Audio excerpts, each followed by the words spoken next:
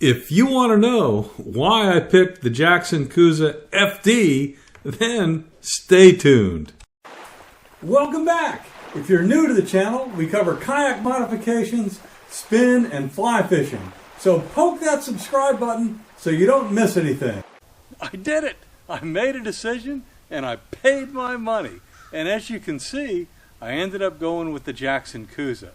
Now, that's not to say that those Hobies or the other models I looked at in that complicated spreadsheet that I'll link up down in the description aren't all good options.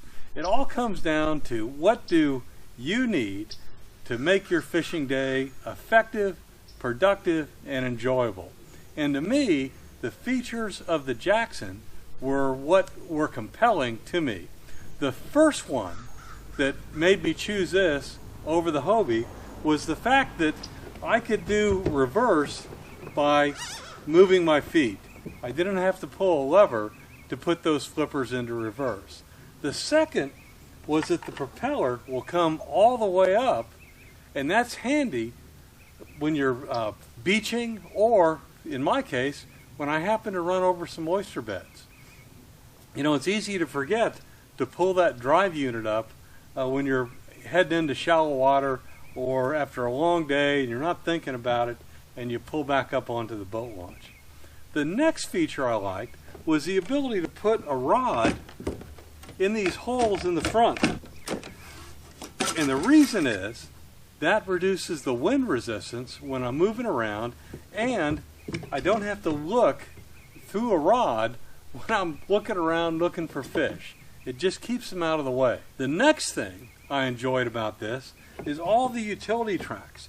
There's utility tracks all over this boat. I can put anything here that I want. And in particular, given that I film a lot, there was one feature that was really compelling. I really liked that it came with 4 pre-drilled holes on both sides with brass inserts where I could attach either a ram or a Scotty mount. And if you've seen some of my other videos, you know I like to have a camera mounted back here that will pivot around. And so this gives that camera a very stable base that'll minimize the back and forth flop. In addition, I really like this seat. I really think it's comfortable. Granted, the Hobie seat is good as well, but this just fits my butt better. I'm sorry, I just got to say it. I just like it better. I like the support better, and I like all the straps that give me the opportunity to adjust things. The other thing is it's so easy to remove this drive unit that I can just put it behind me, so when I'm fly fishing, I've got a pretty clean bed here that's not going to catch on my fly line. And that was a pretty good feature too. Now granted, you could pull the drive unit up out of the Hobie, throw it in back, but you know, that's a big drippy thing. This is a nice, easy, small thing. And then, like the Hobie, it's as easy to go ahead and put back in and then get going again. Another feature I liked was the paddle park, but in addition, for when I'm moving to the boat launch, I can put my rods all the way down in here and have them out of the way so they're not bouncing around in the bed of my truck. And that's a pretty compelling feature to me as well. So what about the weight? You know that was a big issue with me. You know, I'm almost 66 and I'm getting to be an old geezer, so hauling stuff around is a concern. Well, I mitigated that by installing the Boondocks landing gear on the back.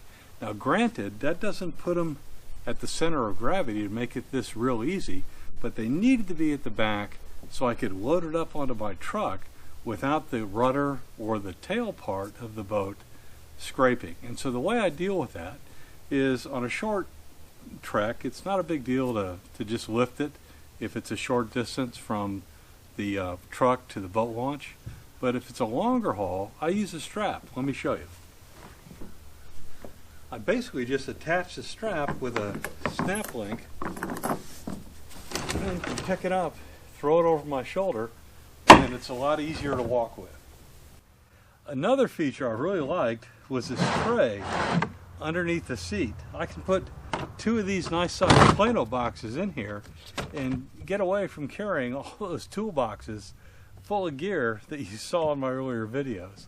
And with the dry bag in the back, I can put my emergency equipment in there, my emergency beacons and things like that, and it's out of the way, but it's still handy.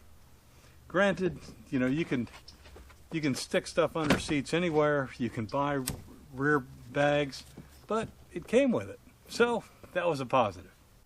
Another feature I really liked was the ability to work the rudder from both sides all the time. I've got one of these handles on either side of the boat, and in my demo I found it was comfortable to have a hand on each and be able to pull it back. It kind of gave me something to grab onto a little bit when I was sitting in the seat.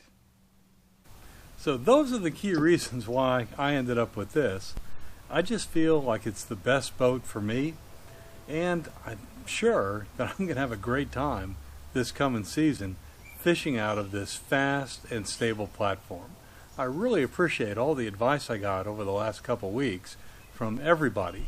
It gave me plenty of options to consider, and I'm convinced that what I've come up with is the best for me.